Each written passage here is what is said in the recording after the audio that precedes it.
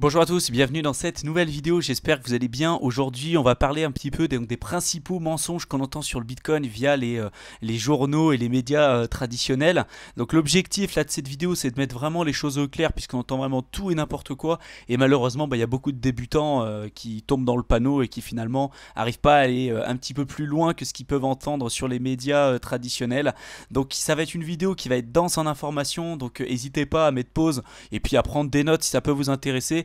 Comme d'habitude, à chaque fois, toutes les informations qu'on vous mettra sur cette vidéo et qu'on a utilisées pour faire cette vidéo, on vous les mettra en description pour que vous puissiez croiser les sources et vous faire votre propre opinion là-dessus. Avant d'entamer cette vidéo, si tu ne nous connais pas encore à l'heure actuelle, sache qu'on a une chaîne exclusivement dédiée au domaine des crypto-monnaies et plus particulièrement à l'investissement dans le domaine des crypto-monnaies. Donc si tu es là, je suppose c'est parce que tu t'intéresses à ce secteur d'activité. Donc n'hésite pas à t'abonner tout de suite pour ne pas rater nos prochaines vidéos et puis à activer la cloche pour ne peut être informé des prochaines sorties de vidéos. N'hésite pas non plus à télécharger gratuitement notre ebook simplement en cliquant dans le lien qu'on aura mis dans la description. C'est entièrement gratuit et tu verras, ça t'aidera un petit peu à faire tes premiers pas pour rentrer dans le monde des crypto-monnaies.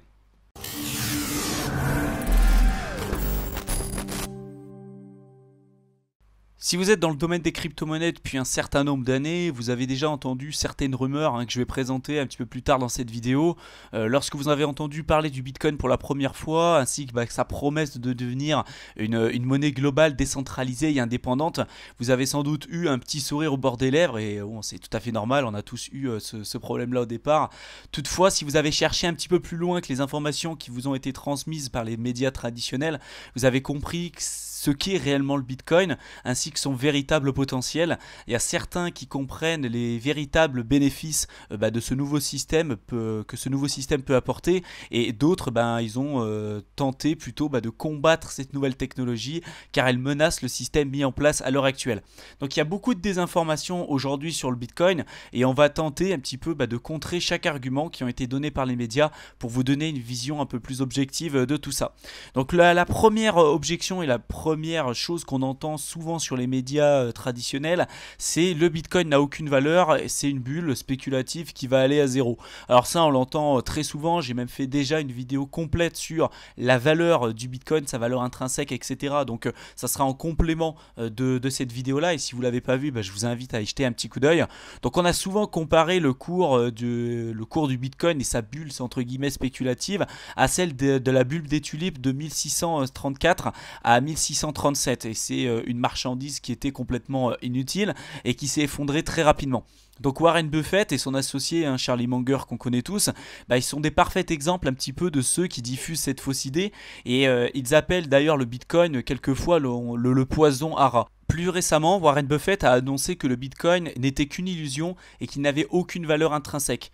Tout comme sa croyance pour Internet et les nouvelles technologies, Warren Buffett est sérieusement peu informé sur la véritable valeur de Bitcoin, ou du moins c'est peut-être ce qu'il laisse croire au premier abord. Bitcoin a de la valeur compte tenu de sa capacité à mener un très grand nombre de transactions dans le monde entier avec une sécurité qui est aujourd'hui inégalée. Toutes les données des transactions, elles sont datées, elles sont stockées de manière irréversible et totalement transparente sur la blockchain. Il n'existe pas à l'heure actuelle un moyen aussi sécurisé et distribué que le Bitcoin. Le Bitcoin, c'est vraiment juste une unité de compte nécessaire pour transmettre une information économique à travers les transactions qui sont effectuées sur le réseau.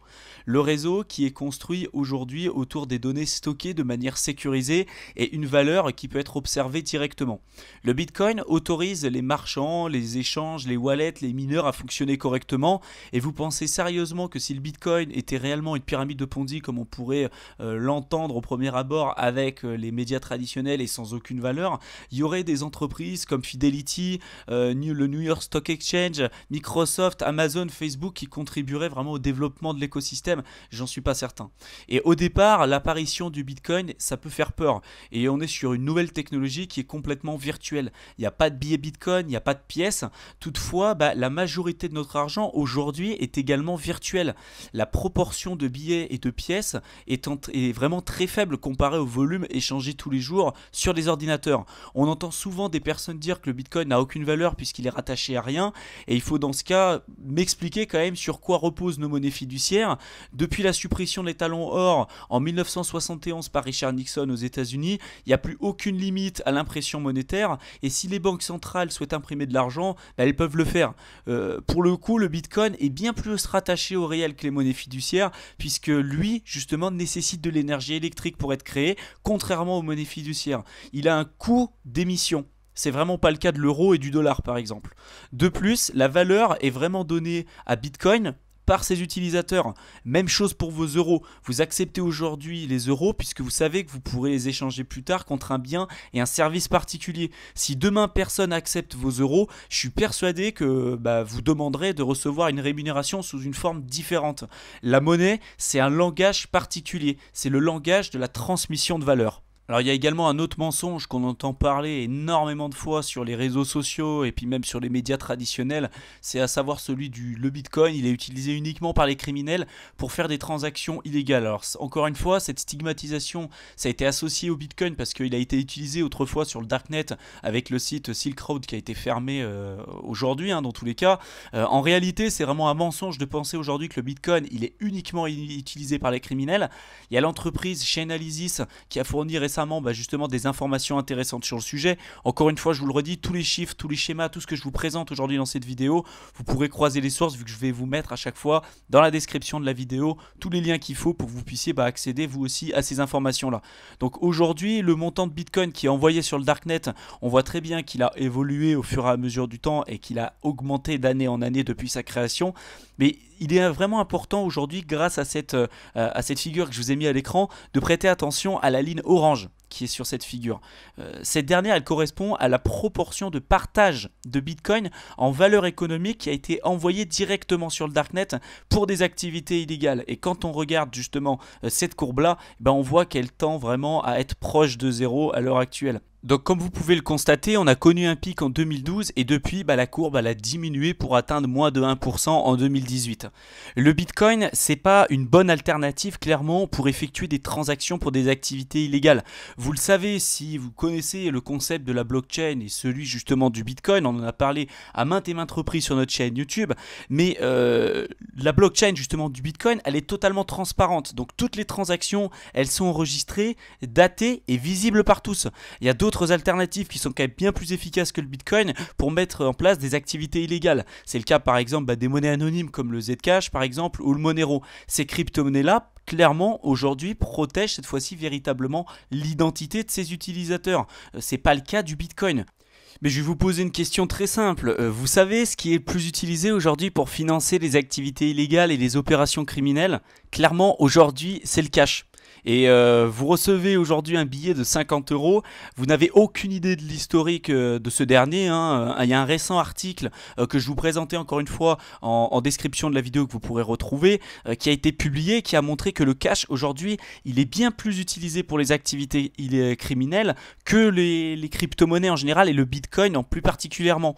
Le gouvernement du Royaume-Uni a publié un rapport annuel sur le blanchiment d'argent et les financements du terrorisme. Vous pouvez voir les chiffres clairement à l'écran à l'heure actuelle, et donc ça a été montré que les monnaies virtuelles, elles avaient un risque faible d'être un outil intéressant pour le blanchiment d'argent et le financement du terrorisme. Toutefois, on peut clairement pas dire la même chose des banques d'une part et le cash d'autre part. Il y a également un autre mensonge qu'on entend énormément sur les réseaux sociaux, c'est le Bitcoin consomme beaucoup trop d'électricité et c'est très néfaste pour l'environnement et la planète. Alors bien évidemment, le Bitcoin consomme de l'électricité. L'activité de mining, c'est vraiment celle qui permet de sécuriser le réseau Bitcoin d'attaques extérieures. Il a récemment été estimé que la consommation électrique globale actuelle représente aujourd'hui un minimum de 2,55 gigawatts pour le mining, je parle, ce qui correspond aujourd'hui à environ 22 TWh par an. Donc ces données-là, bien évidemment, elles sont transparentes. Vous pourrez les retrouver sur le site que je vous ai mis à l'écran qui s'appelle digiconomist.net. Donc aujourd'hui, toutes ces informations sur l'utilisation du Bitcoin, sur la consommation d'énergie, etc. C'est des rapports qui sont publiés régulièrement sur ce site et vous pourrez retrouver en toute transparence tous les chiffres que je vous donne à l'écran. Ce que la plupart des gens aujourd'hui ne vous disent pas, c'est que la majorité aujourd'hui de l'énergie qui est utilisée pour l'exploitation minière du Bitcoin est fortement alimentée par les énergies renouvelables. C'est ce que je vous montre à l'écran. Ça prend complètement son sens quand on comprend la dynamique économique dans laquelle évolue le Bitcoin. Tout est une question de rentabilité et de profitabilité.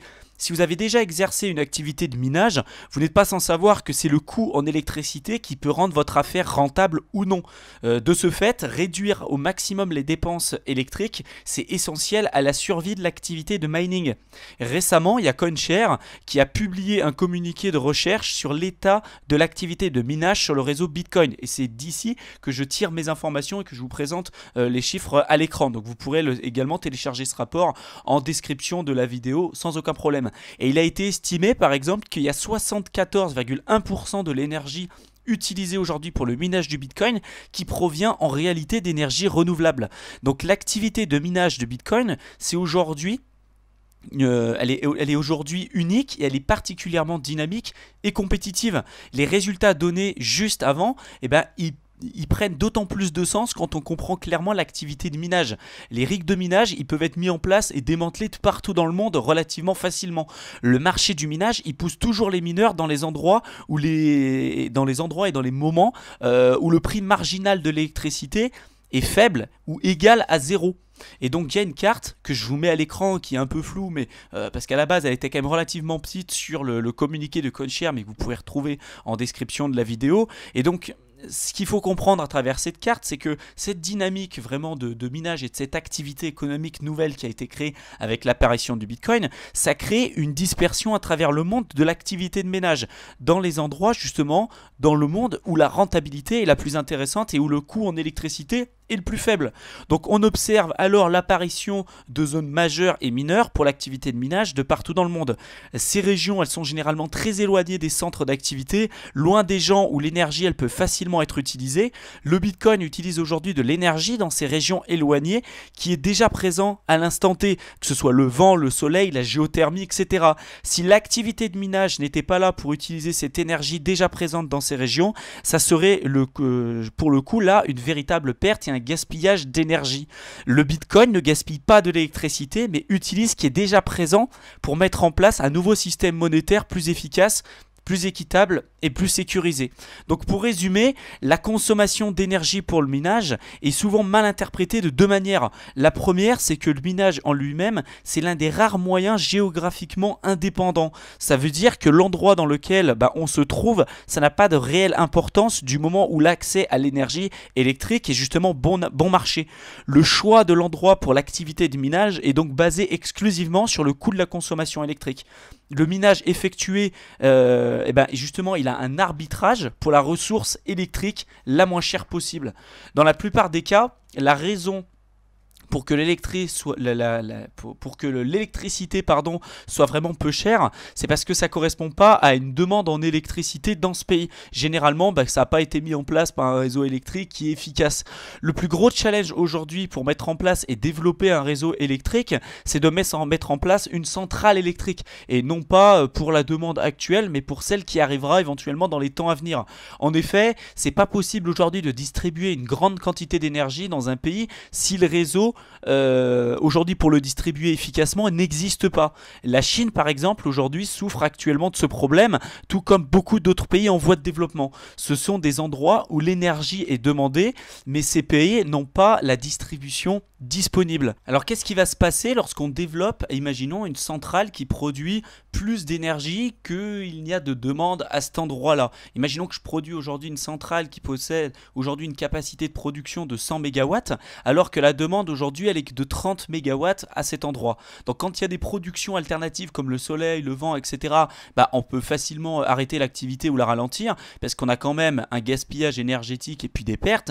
Mais qu'est-ce qui se passe maintenant si on a un moyen de pouvoir stocker cette énergie dans une réserve de valeur qui plus est?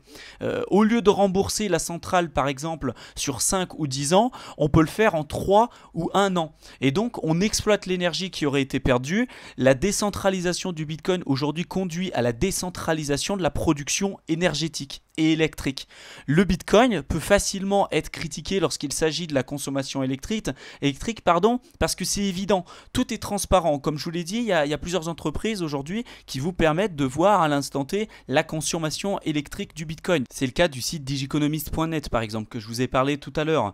Donc à chaque fois que vous sortez votre carte de crédit pour effectuer un paiement, vous n'êtes pas conscient du nombre de data centers qui consultent des centaines de milliers de serveurs pour détecter les fraudes, des gratte-ciel carrément qui sont allumés 24 heures sur 24, 7 jours sur 7, des camions blindés, des coffres forts qui sont utilisés pour faire fonctionner ce système. Aujourd'hui, tout ceci, ça coûte de l'énergie, et énormément d'énergie, et on ne le voit pas. Aujourd'hui, le Bitcoin, c'est transparent, on peut le voir, aujourd'hui, cette consommation d'énergie, mais on ne peut pas le comparer avec d'autres systèmes qui, aujourd'hui, consomment sans doute énormément plus que le Bitcoin. Alors, ça excuse pas, aujourd'hui, le fait, on dit que ça consomme plus, donc forcément, nous, à côté, on peut consommer autant, c'est pas grave, ça excuse rien. Mais encore une fois, avec tout ce que je viens de vous expliquer depuis le départ, je pense que vous commencez à comprendre où est-ce que je veux en venir. D'un côté, vous avez également de l'énergie renouvelable, dont les médias ne présentent absolument pas la proportion ni la capacité du Bitcoin à être délocalisé d'un point A à un point B facilement. Et aujourd'hui, on ne peut pas le comparer avec d'autres structures qui existent déjà. Donc vous devez garder en tête que le niveau de sécurité qu'on a aujourd'hui avec le Bitcoin, c'est vraiment important, puisqu'il peut gérer des attaques mondiales 24 heures sur 24. Faut pas croire que aujourd'hui le fait que le Bitcoin fonctionne très bien, c'est pas parce qu'il n'est pas attaqué. Au contraire, il est attaqué tous les jours, 24 heures sur 24, 7 jours sur 7. Et le fait qu'on ait ce niveau de sécurité là et qu'on en parle aujourd'hui et qu'on peut l'utiliser de cette manière, c'est justement parce qu'il y a cette activité de mining et de proof of work derrière. Et c'est ce niveau de sécurité nécessaire qu'il faut pour pouvoir permettre au Bitcoin d'être résistant à la censure. Toutefois, si le système il était 10 fois plus grand avec 10 fois plus d'utilisateurs, il n'y en aurait pas pour autant besoin de 10 fois plus d'énergie pour le minage. On a déjà aujourd'hui une sécurité globale par le minage. Ce que nous avons aujourd'hui, c'est vraiment assez pour déjà soutenir cette activité-là. On n'a pas besoin de plus d'activité de minage, on n'a pas besoin de consommer plus d'énergie. Et avec l'évolution du Bitcoin, les récompenses de minage, elles sont réduites avec le temps. Donc à ce titre, c'est vraiment possible d'observer plus tard qu'on va vraiment graduellement atteindre un plafond. Vous allez également entendre énormément de fois les médias dire aujourd'hui le Bitcoin a une consommation d'énergie qui est égale à tant, avec un nombre d'utilisateurs qui est égal à tant. Donc si on multiplie dans les temps à venir le nombre d'utilisateurs par 10 ou par 100, on va également multiplier par 10 ou par 100 la consommation d'énergie, ce qui est complètement faux. Parce que pour moi, c'est un raisonnement ça de sixième. C'est l'équivalent, le fait de dire vous avez pris aujourd'hui entre 0 et 10 ans peut-être 1 mètre en hauteur, vous faites peut-être 1 mètre quand vous avez 10 ans, donc ça veut dire que si on prend également cette proportion-là, on regarde sur 40 ans combien vous allez évoluer, ça veut dire que si on prend cette évolution-là sur les 10 premières années, on va estimer que à 40 ans, vous ferez 40 mètres de haut. Vous voyez que c'est complètement bête en fait cette approximation, et pour moi c'est un raisonnement de sixième, et malheureusement il y a beaucoup de personnes qui rentrent dans cet état d'esprit là et qui vont pas chercher beaucoup plus loin que le bout de leur nez en fait, tout simplement. La désinformation aujourd'hui à propos du Bitcoin, elle est très importante et elle continuera sans doute pendant des années par les personnes qui se sentent aujourd'hui menacées principalement par l'expansion de cette nouvelle technologie. Le Bitcoin a de la valeur, il n'est pas utilisé uniquement à des fins criminelles, et l'énergie aujourd'hui utilisée par le Bitcoin est loin d'être aussi catastrophique qu'on veut bien nous le faire croire. J'espère que cette vidéo vidéo aura pu vous aider à un peu comprendre tout ce qui vient de vous être présenté dans cette vidéo, à remettre en question ce qui est dit par les médias mainstream. Si vous avez des remarques et des ajouts à faire à cette vidéo, encore une fois, libre à vous de nous en faire part en commentaire de cette vidéo. Ça nous fera extrêmement plaisir d'échanger avec vous. Je pense que ça serait pas mal que vous puissiez partager vraiment cette vidéo au maximum autour de vous pour prêcher entre guillemets la bonne parole, et puis essayer d'ouvrir un petit peu l'esprit aux débutants qui arrivent dans le domaine des crypto-monnaies et qui finalement peuvent se faire happer avec tout ce qu'on peut lire sur les réseaux sociaux. Aujourd'hui, on trouve vraiment tout et n'importe quoi. J'espère en tout cas que ça nous a pris énormément de temps à tout mettre ça en place, donc j'espère que ça aura pu vous aider, que ça vous a plu également. Donc si c'est le cas, laissez-nous un pouce bleu, commentez également en description de la vidéo, ça nous encourage à continuer ce qu'on fait. Partagez au maximum, abonnez-vous, et puis dites-nous s'il y a d'autres sujets que vous aimeriez qu'on traite dans les prochaines vidéos. On le fera avec plaisir. Pour ceux qui veulent également aller plus loin avec nous, tous les liens pour aller plus loin, ça sera en description de la vidéo qu'on vient de publier à l'heure actuelle. Donc n'hésitez pas à aller y jeter un coup d'œil. Et sur ce, je vous dis à plus dans une prochaine vidéo. Salut!